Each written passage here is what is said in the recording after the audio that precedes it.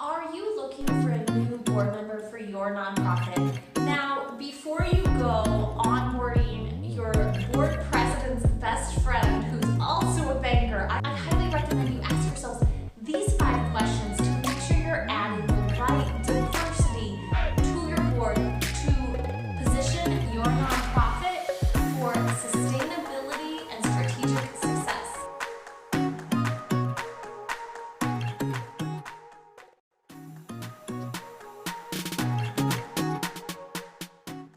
Hi, I'm Kelly, the Nonprofit Nerd, and I help nonprofit execs remove the chaos and stress from their orgs and boards so they can rock at board governance, leadership, and life. Now, before you follow on these videos for these 5 tips on how you can add diversity to your board, make sure you subscribe below and like this video for the YouTube algorithm so more nonprofits can understand what diversity looks like for their nonprofit board of directors. When we talk about onboarding new board members, this is typically how it goes. The board says, "Oh, we have a vacancy. Does anybody know anyone?" And a couple names get thrown around. And then maybe the board president or the recruitment chair is like, "Oh, I know that person. I'll contact them." And then if they say yes, you're done.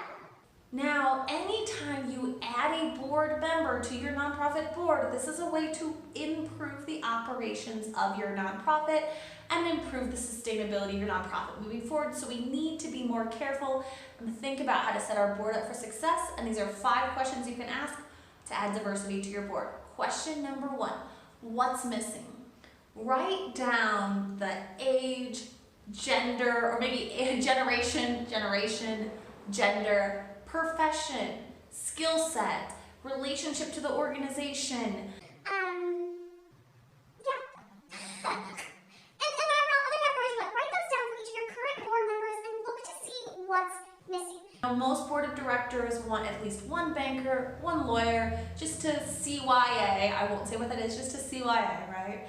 But you don't need 10 bankers, or you don't need 10 lawyers on your board of directors. And that tends to be what happens, especially when people are just onboarding their social circle or friends. So you get a lot of people in similar professions all sitting on a board that all kind of look the same, think the same, from the same backgrounds.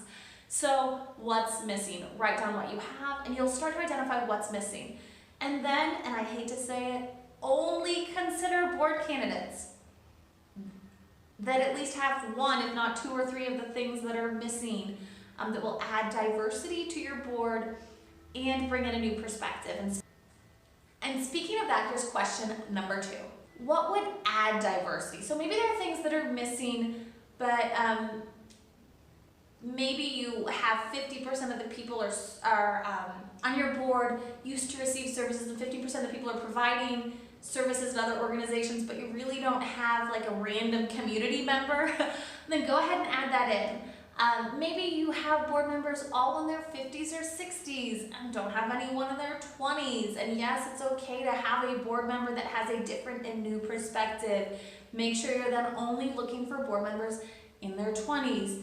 Maybe your board is 50% Caucasian, 50% African American, and has no other ethnic diversity. Consider adding more diversity to your board of directors. Again, diversity inherently is important, especially when we're looking at operations and especially when we're looking at tip number 3 in terms of a different type of diversity. So tip number 3, you need to ask, what skills or knowledge is missing from our current board members that if we had it, would help us operate our nonprofit a little bit better? This diversity could also be achieved through an advisory board, but if you have the opportunity to get one of those board members and you think it's valuable to add diversity in that skill set or knowledge, go ahead and if you operate a food pantry and have 0 people that have logistics background, feel like you're getting to a scale where having someone internal logistics background would be important to make governing decisions, only look at board members who have a logistics background. You might have to dig, you might have to Google, you might have to contact people you don't know. When you're looking at diversity, you can't just be friends of your current board members filling seats. And then question number 4, who represents where your organization wants to go or partnerships you want to have moving forward? Oftentimes we see nonprofits only be reactive and they don't do any strategy or strategic planning. Check out the link below if you're looking for help with the strategic plan. So we don't really make partnerships or facilitations about what the future version of us is. But if you have a strategic plan and a vision of your organization, it might be worth adding diversity of someone that represents that future that might not be how you're currently operating. And then finally, and this might be a little controversial, again, we're talking about the board of directors as a governing entity. If you don't know what that means, go ahead and download the free job description. Go ahead and download that free job description. So again, a board of directors is in charge of governing on operations, but if you don't have anyone on your board of directors that understands the operations or how to operate your nonprofit, it might be good to have at least one person that can kind of wear that hat.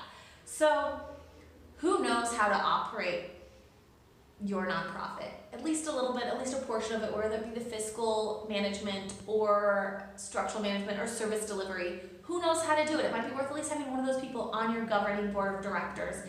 I hope those 5 questions helped you start to consider who should be added to your board that's not just your board president's BFF, but someone that can actually facilitate the future of your organization's mission and vision. Again, go ahead and download the job description below and please make sure to subscribe to me.